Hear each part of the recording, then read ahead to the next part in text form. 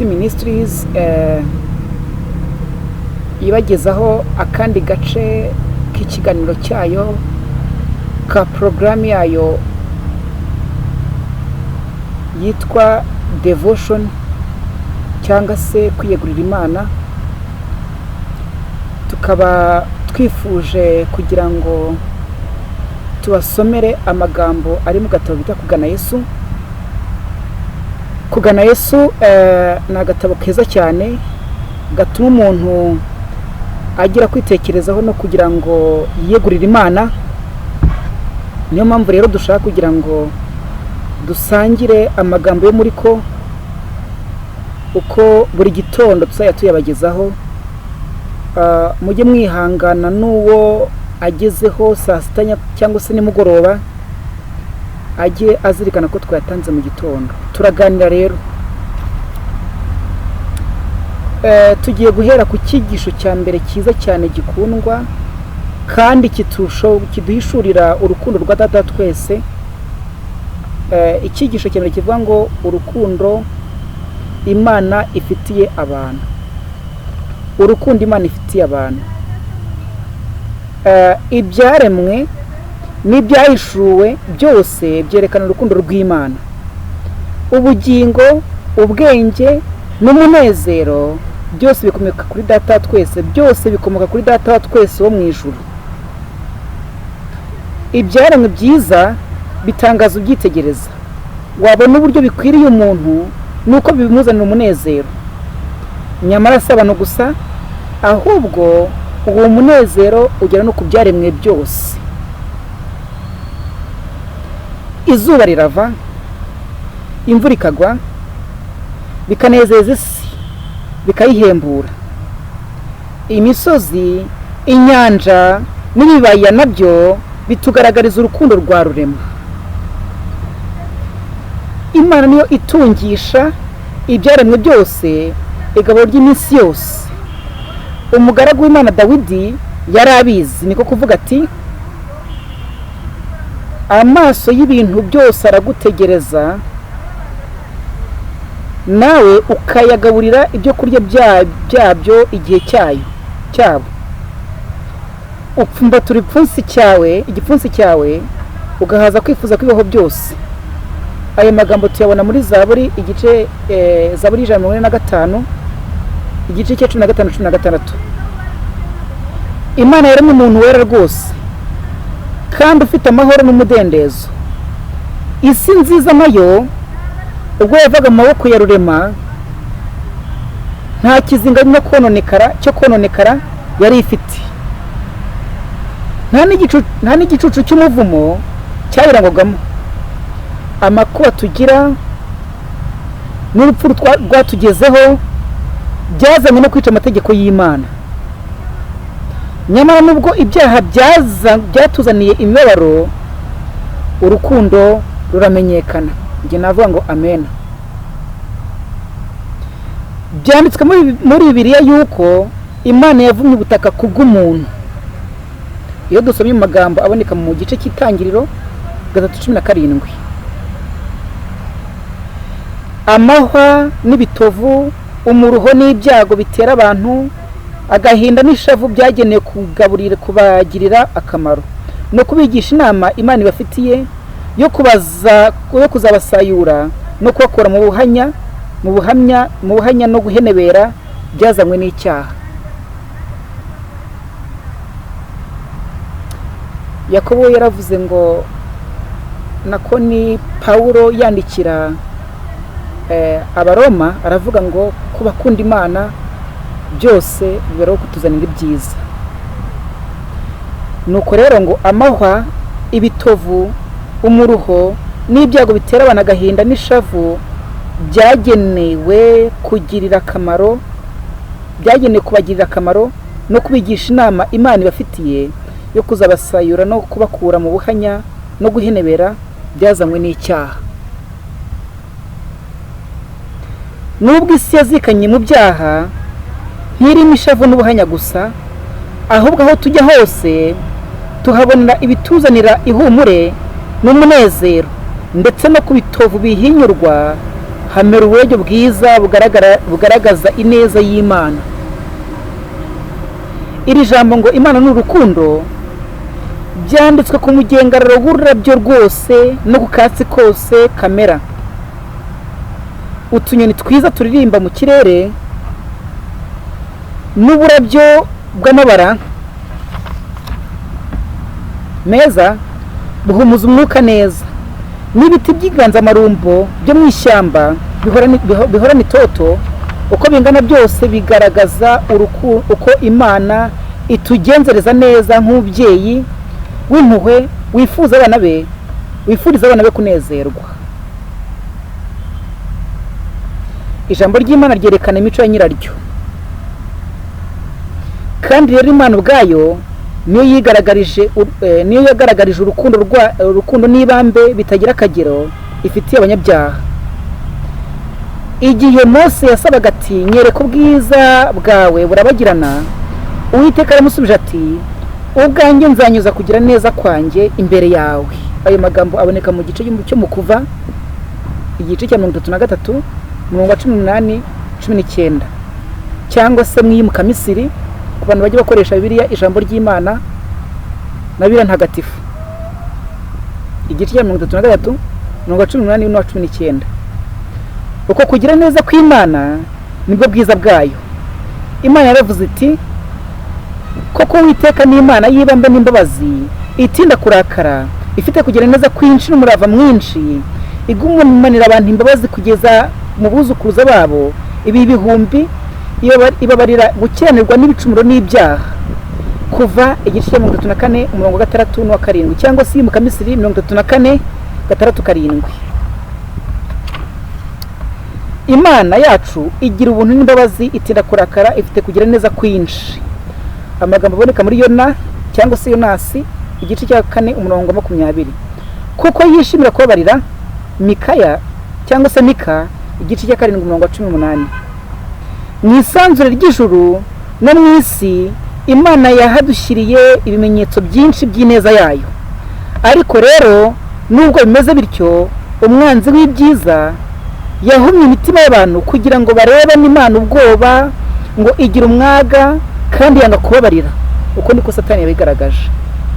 Satani atuma abantu batekereza ko ingeso ya mbere y'Imana ari ugucana imanza zitabera igituna, ngo ni umucamanza w'ubukana n'umwigisha w'intavumera uzimbuza.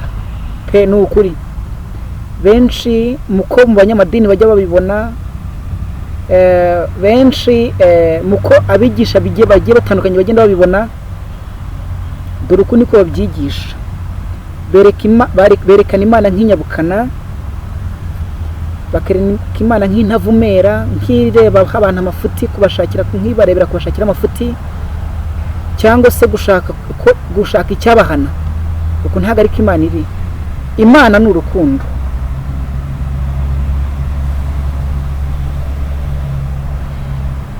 Agereranya rurema n'umunyeshyari we ni Satani, ugenzurira abantu kubashaka ibicumuro n'ibyo bafudikaho ngo abone uko abagirira nabi, kugira ngo uwo mwijima w'icuraburindi ubatamurweho.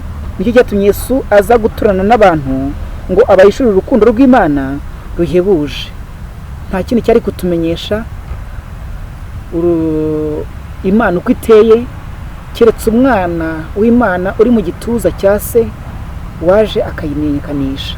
Niwe waje arayimenyekanisha, amenyekanisha urukundo rwayo igihe Satani yari ari mu kuyirega ibirego byose. Umwana w'Imana yazanywe mu isi no kwerekana se. Icyo niko twabivuze. Uhereye kera kose ntihari hagira wabonye Imana. Umwana w'Imana w'ikinege uri mu gituza cya se niwe wayimenyekanishije. Ntawuzi se keretse umwana w'Imana n'umuntu wese uwo mwana ashatse kumumenyesha. Ayo magambo aboneka muri Matayo igice cya 11 umurongo wa 27. Ubwo umwigishwa umwe wa Yesu yamazaga ati twereke data twese, yaramusubije ati nabanye nawe iminsi ingana ityo, kandi wari wamenya Filipo, umbonye abonye na data, niki gitumye uvuga uti twereke data twese? Yego. Amagambo aboneka muri Yohana igice cya 14 umurongo wa 8 umurongo wa 9. Yesu yasobanuye icyo yaje gukora mu isi ati, Uwiteka yansize amavuta ngo mbwirize abakene ubutumwa bwiza, yantumye kumenyesha imbohe ko zibohorwa n'impumyi ko zihumuka no kubohora ibisenzegeri. Rero imico y'Imana ntago uko Satani ayishushanya cyangwa se ukuntu abantu bamwe bayibwira ntago ari kwiri, ahubwo icyazanye Yesu Kristo mu isi iki ngiki cyo kumenyesha imbohe ko zibohorwa n'impumyi ko zihumuka no kubohora ibisenzegeri, nkuko tubisoma muri Luka igice cya 8, ibyo nibyo bigaragaza imico ya Data wo mu ijuru, yifuza kunezerwa kw'ibyaremwe bye, yifuza umunezero uturutse ku byaremwe, yifuza umunezero uturuka ku muntu, aho kugira ngo yishimire gucyahanubukana umuntu. Uwo ni umurimo Yesu yaje gukora. Yajyaga hose akora ibyiza, agakiza abo Satani atwaza igitugu. Yesu akiri mu isi hariho ibirorero bitarangagamo iminiho ku mpamvu z'uko yari yarabinyuzemo, akavura abarwayi babirimo bose. Gukora kwe n'ingeso ze byagaragazaga ko yari yasizwe n'Imana. Urukundo, imbabazi n'impuhwe n'ibyo yakoraga byose byakomokaga. Yari afite umutima w'imbabazi wo gukunda abana b'abantu, yenze kamere y'abantu kugira ngo abone uko bakiza ubukene. Yesu Kristo waje mu isi yasizwe, yabaye uwasizwe mu mwaka wa 27 cyangwa se aho Daniel yarahanuye ko aribwo Mesiya umutware azaboneka mu mwaka wa 27, ku iherezo ry'imyaka 482, aho Yesu Kristo amaje kubatizwa nibwo yasizwe na Mwuka Wera. Icyo gihe nibwo Kristo yaje, nibwo Yesu Kristo cyangwa se Yesu yaje kwitwa Mesiya. Mesiya bivuga uwasizwe. Bityo rero ikibwirizwa cya mbere atanze ari i Galilaya nicyo kingiki yuko yaje kubwiriza abakene ubutumwa bwiza, yatumye kumenyesha imbohe ko zibohorwa n'impumyi ko zihumuka no kubohora ibisenzegeri. Ayo magambo iyo ugiye kuyasoma neza usanga ari ubuhanuzi bwasohoye mu gice cya 61 cya Yesaya, uhereye ku murongo wa 1 kugera ku murongo wa 4. Ayo magambo umuntu wese uri committed cyangwa se umuntu wese wumva ufite umumagaro mu byo gushaka Imana, wumva umutima we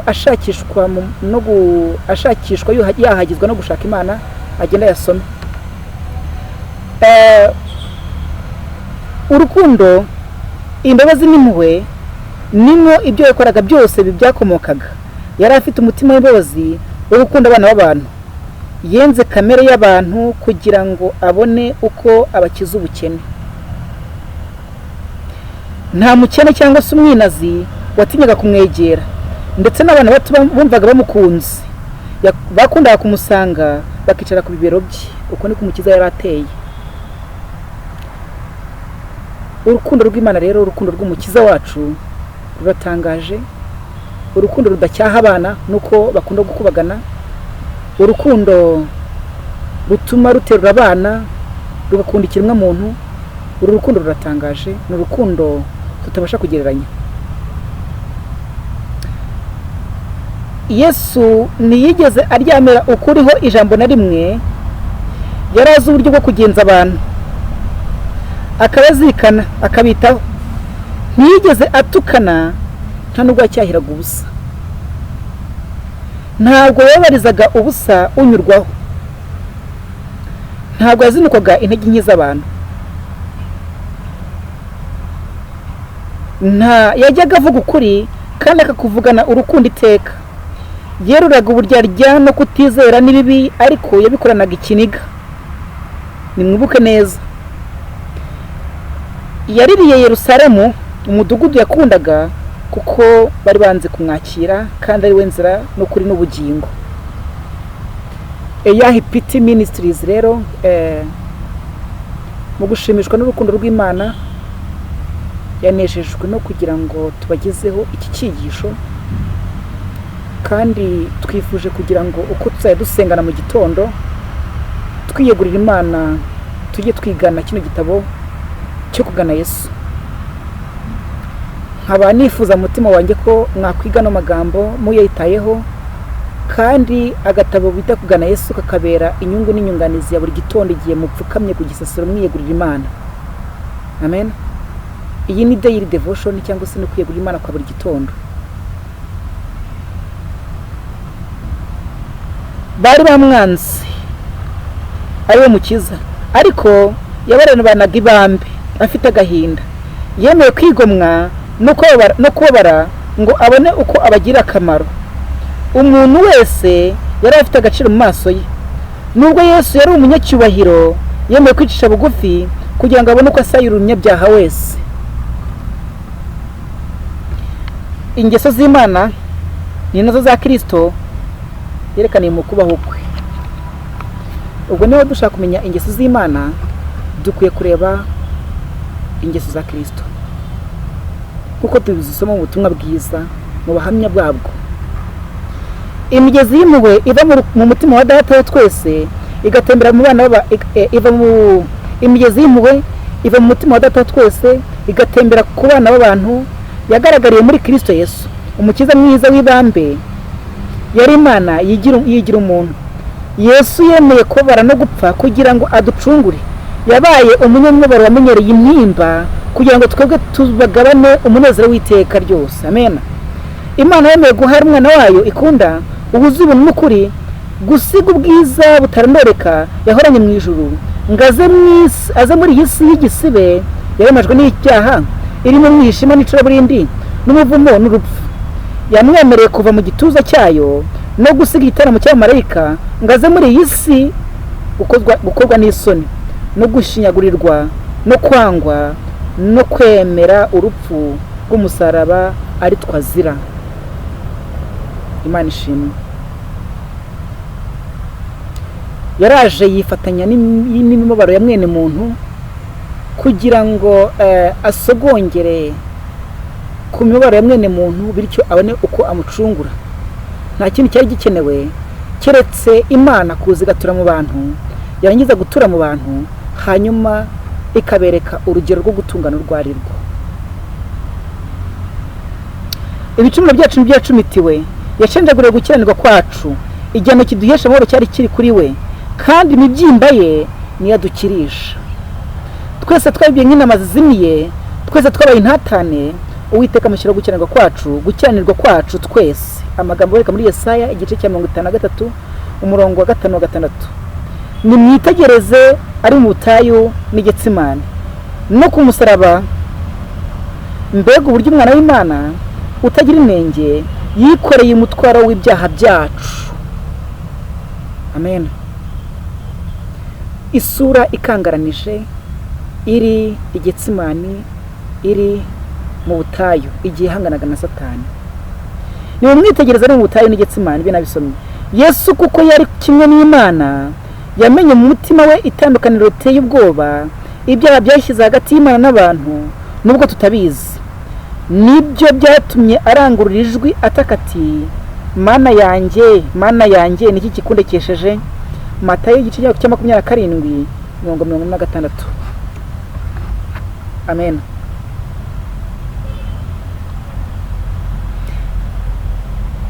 Ubwo bwihotore bwa Yesu ntibwabereye gutera Imana umutima wo gukunda abantu ngo yemeze kubakizwa. Ashwida oya, kuko Imana yakunze ari mu isi, nicyo cyatumye itanga umwana we w'ikinege. Yamutanze mbere umwana we w'ikinege.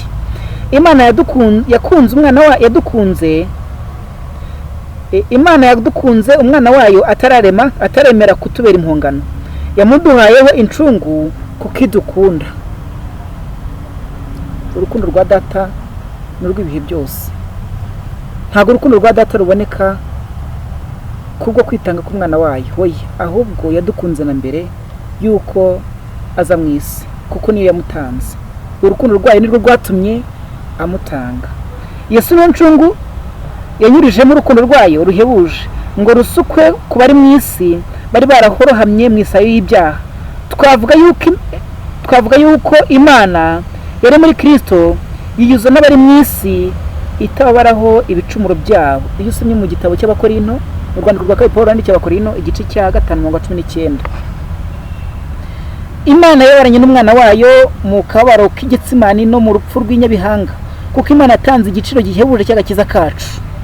Nta wundi wari kubasha kuducungura rwose keretse umwana w'Imana gusa, kuko nta wundi wajyaga kutumenyesha Data wa twese keretse uwari mu gituza cye. Uburebure bw'igihagararo n'uburebure bw'ikijyepfo n'ubw'urukundo rw'Imana nta wundi wabasha kurumenyesha abandi keretse wari ubuzi. Nta kintu cyakwerekana Data wa twese, nta kintu cyakwerekana uko Data wa twese yakunze abari mu isi yazimiye keretse igitambo gihebuje cya Kristo cyatambiwe abantu baguye. Reka dushimire Imana kubw'urukundo rwayo, reka dushimire agakiza kayo, reka dushimire ubuntu yatumenyesheje. Uwiteka ashimwe kubw'ubuntu bwe duhagazemo bwatumye tubasha kunesha icyaha, kandi kuko Paul aravuga ngo ubuntu bwa Kristo nibwo buruterereza kwihana, urukundo rw'Imana nirwo ruturereza kwihana. Kuko Imana yakunze abari mu isi nicyo cyatumye itanga umwana w'ikinege. Imana yatangiye umwana wayo kubana n'abantu kugira ngo atware ibyaha byabo, abe ari we uhanwa mu cyimbo cyabo, atangira ubugingo bwe gucungura ubwabo. Yesu yemeye kwigira nk'isanga n'ingoyi mu bikomerera abantu bose. Uwahoze ari kumwe n'Imana yifatanishije n'abantu ingoyi zidacibwa, ndetse Yesu ntiyagize isoni zo kutwita bene se. Amen. Yesu niwe watubereye igitambo, niwe muhuza wacu kandi niwe mukuru wacu, wenze kamere y'umuntu akagira imbere y'intebe y'ubuntu agasa natwe. Umwana w'Imana yemeye kwitwa umwana w'umuntu, kandi ibi byose yabyemeye kugira ngo abantu bave mu buhanya bwo guhenebera bwazanywe n'ibyaha, ngo bamenye urukundo rw'Imana kandi ngo basangire umunezero w'abera. Uko niko Imana yabigenje, uko niko urukundo rw'Imana ruteye. Umwana w'Imana yemeye kwitwa umwana w'umuntu pe rwose. Incungu twacungujwe no kwihutira kutagira akagero kwa Data wa twese wo mu ijuru ko gutanga umwana we ngo adupfire. Ibi byose bikwiriye kutwumvisha urugero rushyitse dukwiye kugeraho rwerekaniwe muri Kristo. Inshuti zanjye, niga urukundo rw'Imana njyewe ubwo rwarantangaje. Niyo mpamvu nifuje kugira ngo nawe urutekerezeho. Ni kenshi tujya twigisha ariko ntabwo dutekereza ku rukundo rw'Imana. Ubwo intumwa Yohana yari imaze gushorerwa n'umwuka w'Imana, yitegereje uburebure bw'igihagararo n'uburebure bw'ikijyepfo n'ubugari bw'urukundo rw'Imana Data wa twese yakunze abari mu isi abo gupfa. Ibyo byamuteye kuramya Imana no kwiha icyubahiro, abuze amagambo yasobanuza ingano y'urwo rukundo rukomeye. Biramutangaza arumirwa, niko kubwira ab'isi ati, nimero y'urukundo ruhebuje Data wa twese yadukunze rwatumye twitwa abana b'Imana. Mu rwandiko rwa mbere rwa Yohana igice cya 3 umurongo wa 1. Mbega uburyo kwitwa abana b'Imana byatumye abantu bagira agaciro. Ibicumuro nibyo bihindura abantu ibiretwa bya Satani. Nyamara bene Adamu babasha kuba abana b'Imana kubwo kwizera impungano y'igitambo cya Yesu Kristo. Gutwara kamere y'umuntu kwa Kristo niko kwatera abantu kugira agaciro. Abantu baguye iyo bihinze na Kristo babasha rwose kuba bakwiriye kwitwa abana b'Imana. Urukundo nk'urwo ntacyo twarugereranyaho, nirwo rwatumye twitwa abana b'ubwami bo mu ijuru.